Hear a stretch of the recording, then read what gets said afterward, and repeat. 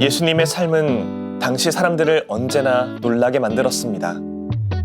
시대의 관습이나 생활상과는 거리가 먼 그분의 선택들은 사람들의 악의와 분노를 샀고 가까운 제자들마저도 그분을 완전히 이해하지 못했습니다. 인간의 상상으로는 이해하기 어려운 십자가 죽음과 부활이 일어난 이후에야 사람들은 하나씩 퍼즐을 맞추기 시작했습니다. 예수님보다 훨씬 이후의 시대를 살고 있는 우리는 이제 그분이 오직 인류의 구원을 위해 그리고 사랑을 위해 일말의 주저함도 없이 인생 여정을 걸어갔다는 것을 알고 있습니다. 그리고 그 사랑은 십자가 죽음 직전 최후의 만찬에서 눈앞에 온전히 드러납니다. 이 시간에는 최후의 만찬과 파스카를 다룬 책을 함께 읽으며 오직 사랑으로 살아갔던 주님의 삶을 따라 걸어보겠습니다.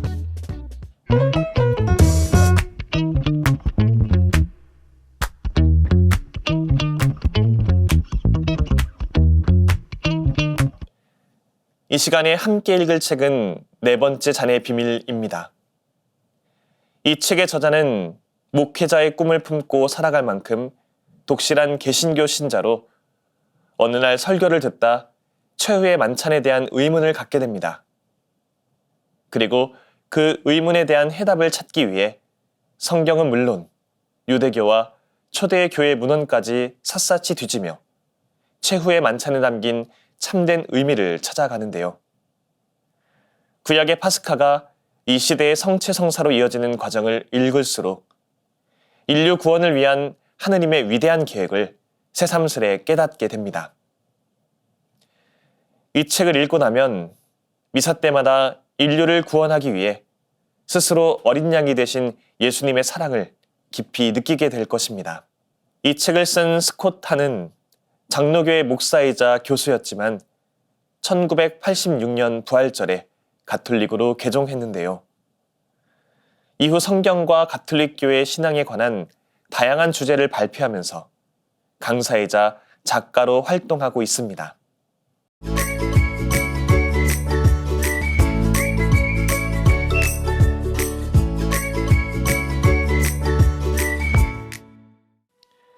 나는 부활절 바로 전주일에 그 목사가 한 설교를 생생하게 기억한다. 전례력을 따르는 교회에서는 이날을 종려주일이라고 부르며 종려나무 가지를 흔든다. 우리는 이러한 행위를 하지 않는다. 그러나 부활절을 코앞에 둔 복음주의 교회에서도 종려주일을 무시할 수는 없었는지 목사는 성금요일에 일어난 사건에 관해 설교했다. 예수님께서 다 이루어졌다 하신 장면에 이르렀을 때였다. 목사는 갑자기 멈추었다. 우리는 극적인 효과를 나타내기 위해 잠시 멈추었으리라 생각했다. 그러나 목사가 설교를 재개하자 이제껏 해왔던 설교에서 벗어나기 시작했다. 나는 멍하게 앉아 생각에 잠겼다. 모두 그 답이 무엇인지 당연히 알지 않는가? 이는 우리의 구원이다. 곧 구원이 이루어졌다는 뜻 아닌가? 그러나 목사는 내 마음을 꿰뚫어 보듯 말을 이어갔다. 만약 여러분이 예수님께서 뜻하신 것이 우리의 구원이라고 생각했다면 다시 생각해 보시길 바랍니다. 목사는 바오로 사도가 예수님께서 우리를 의롭게 하시려고 되살아나셨습니다 하고 말한 로마 신자들에게 보낸 서간 4장 25절을 인용했다. 그렇다면 예수님께서 이루신 일은 성금요일에 골고타 언덕에서 이루어진 것이 아니라 부활하신 날 당일 무덤에 있던 정원에서 이루어진 것이다.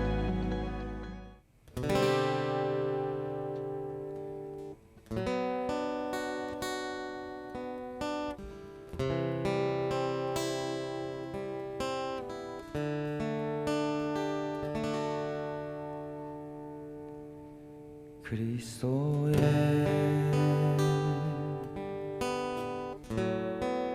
빵을 떼어 주시고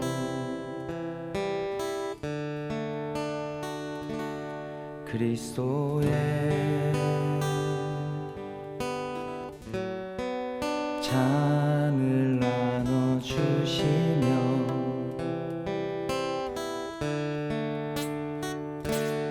부족한 나를 위해서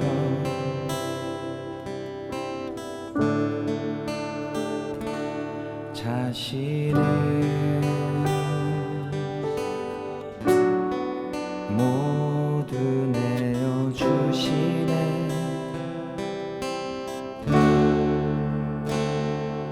내 눈물 내 어둠 아시는 분, 그분 나를 지은 분이시기에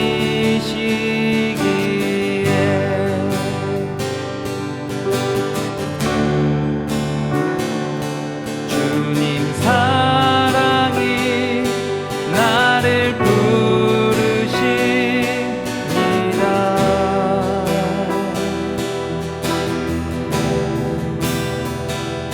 주님 사랑이 나를 채워줍니다.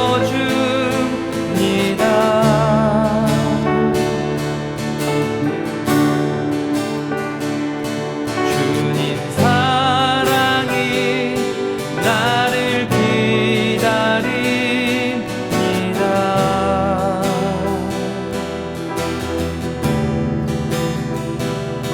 주님 안에서 머무르라 합니다.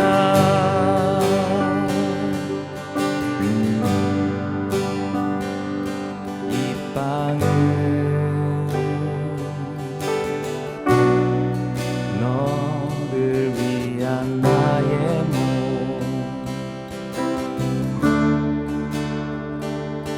이 잔은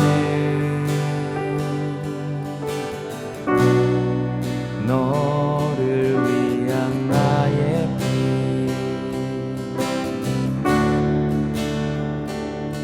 소중한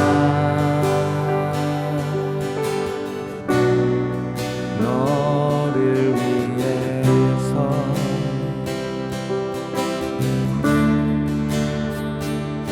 무엇도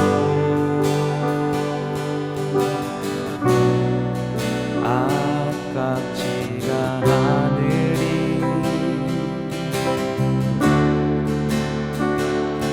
시작과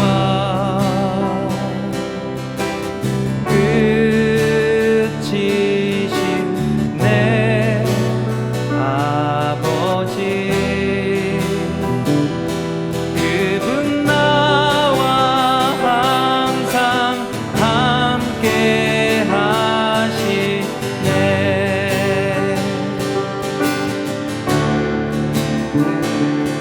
주님 사랑이 나를 부르십니다.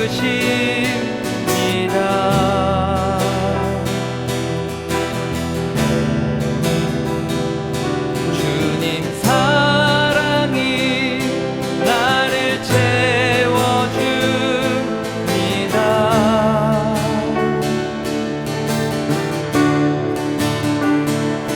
주님 사랑이 나를 기다립니다.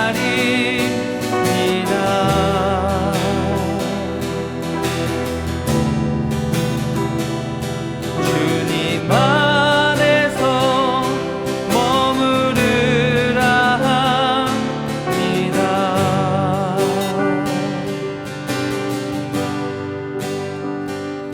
주님 안에서 머무르라 합니다.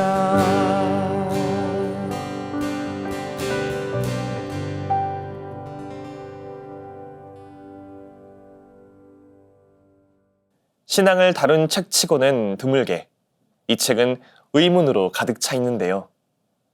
그 의문들을 통해 깨달음을 얻고 믿음이 커지는 그 과정도 흥미로운 것 같습니다. 그럼 저자가 찾아낸 또 다른 해답은 무엇인지 책 속 내용을 조금 더 읽어보겠습니다.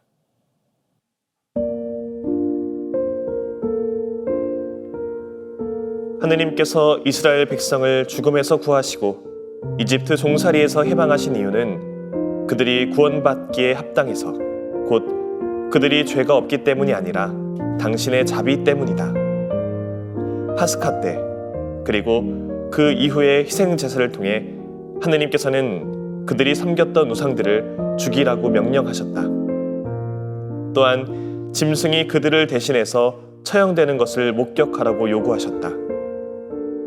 중세의 랍비 나흐마니 데스는 짐승을 바치는 이러한 희생 제사를 두고 실물 대신 모형 혹은 인형을 처형하는 것에 비유했다. 유다인 학자인 조슈아 보만은 이러한 행위에 징벌이나 교정의 측면도 있다고 설명한다. 성전 안에서 하느님 앞에 서서 자신이 지은 죄를 대신해서 도살되는 짐승을 바라봄으로써 제물을 바친 이가 하느님께 대한 의무를 새로이 깨달아 다시는 하느님을 저버리지 않게 하려는 것이다. 동물을 바치는 희생제사는 또 다른 높은 차원의 의미를 지닌다. 동물은 우리에게 경고하는 역할을 한다. 그리고 대신하여 죽는다. 그 제물을 바치는 사람을 대신해서 죽는다. 그 짐승은 하느님을 향한 선물, 곧 한 사람이 지닌 온 생명을 뜻한다. 어떤 아버지가 성전 안뜰에 들어가 그의 가족을 위해 파스카 양을 바칠 때 그는 자신의 목숨을 바치는 것이었다. 그렇기에 파스카 희생제사는 극적이고 엄숙했으며 이 예식에 참여하는 모든 이는 정화됨을 느낄 수 있었다.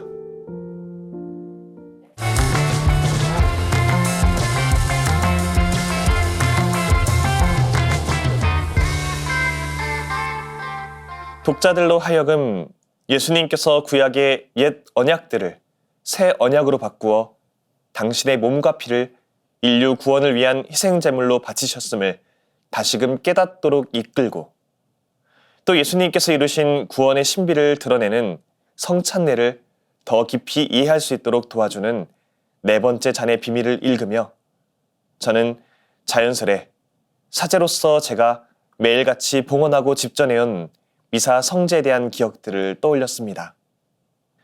부끄러운 이야기지만 사실 저는 매일의 미사 성제를 저의 온 마음을 다하여 집전하지는 못하는 것 같습니다.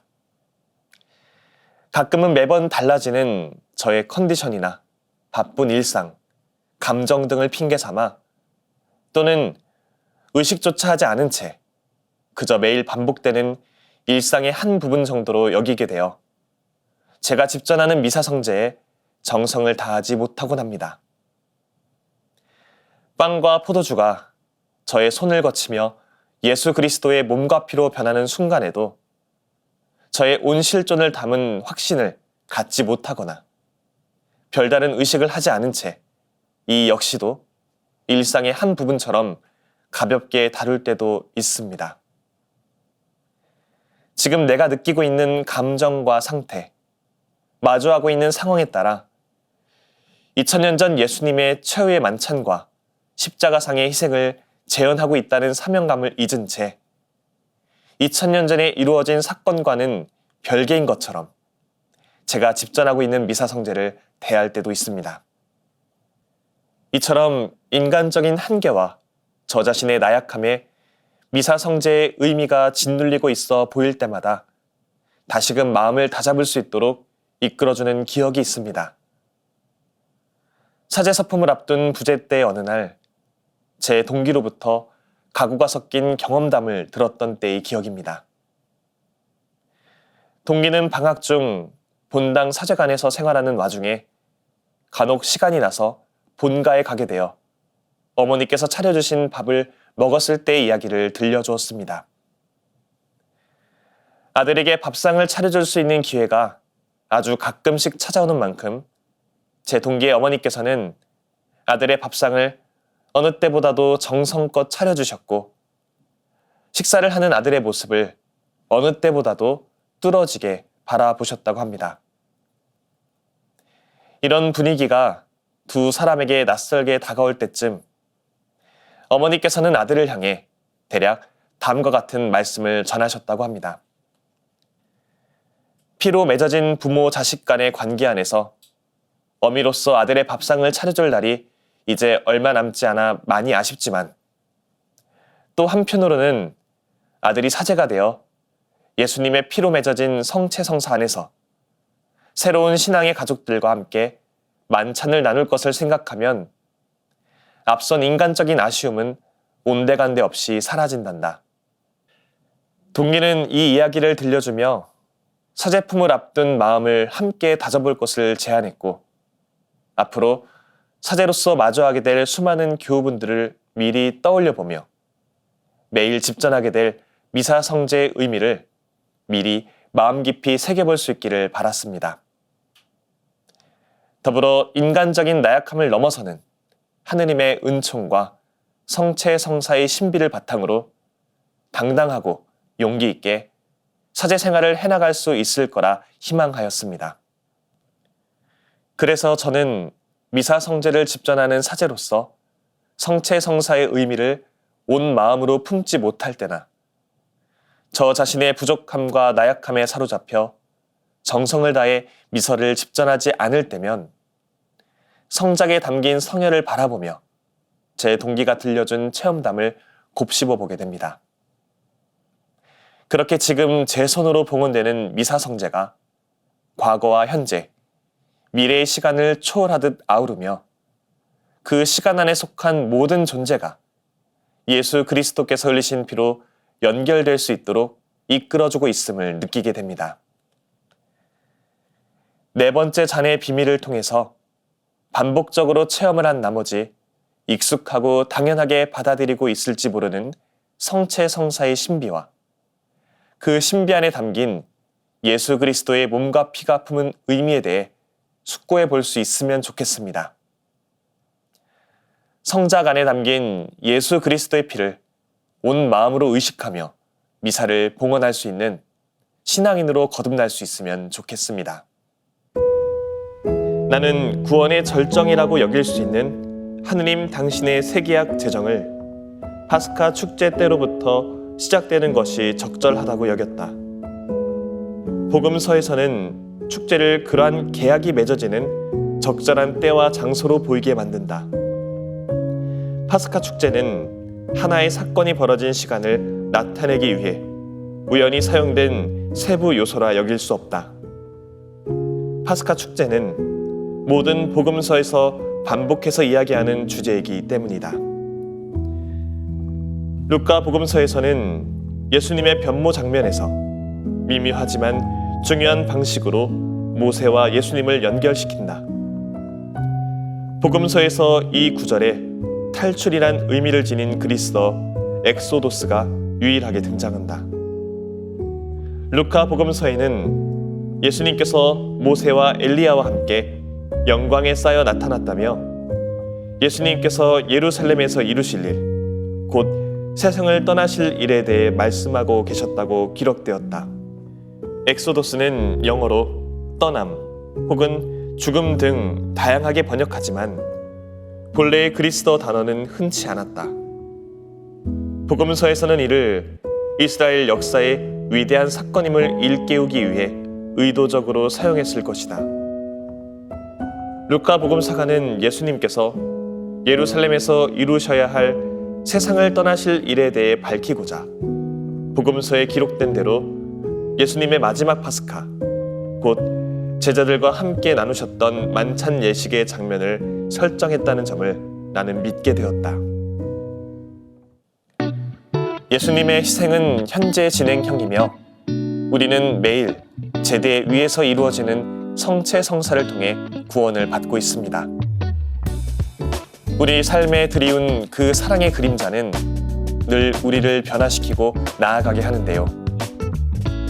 여전히 우리는 합당하지 않다고 고백하지만 우리의 부족함마저 채워주실 주님의 사랑을 믿으며 그분 앞에 더 자주 나아가고 그 사랑을 느끼면 좋겠습니다. 저는 다음 시간에는 새로운 책으로 돌아오겠습니다. 평범한 일상 속에서 지혜를 발견하는 시간, 책. 지금까지 함께 해주신 여러분, 감사합니다.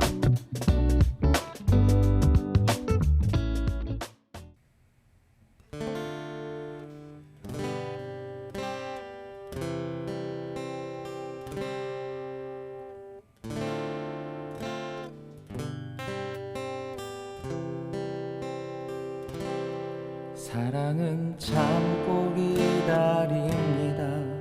친절합니다. 사랑은 모든 것을 덮어주고, 사랑은 모든 것을 바라고, 모든 것을 믿으며, 모든 것을 견디어냅니다.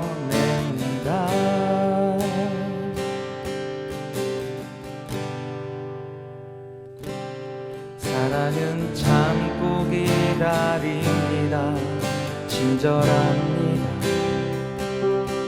사랑은 모든 것을 덮어주고,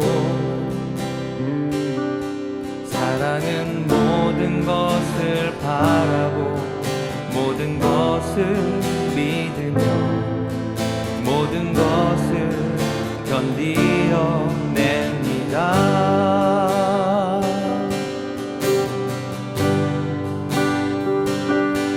사랑은 언제까지나, 사랑은 언제까지나, 사랑은 언제까지나 쓰러지지 않습니다.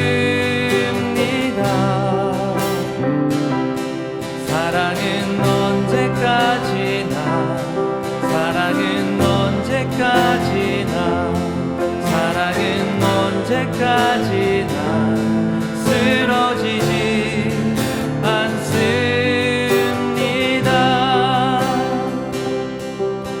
나에게 사랑이 없으면 나에게는 아무 소용이 없습니다. 나에게 사랑이 없으면 나에게는 아무 소용이 없습니다. 나에게 사랑이 없으면 나에게는 아무 소용이 없습니다. 나에게 사랑이 없으면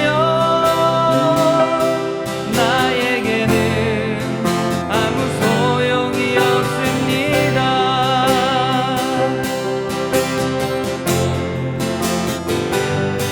사랑은 언제까지나, 사랑은 언제까지나, 사랑은 언제까지나 쓰러지지 않습니다. 사랑은 언제까지나, 사랑은 언제까지나, 사랑은 언제까지나 쓰러지지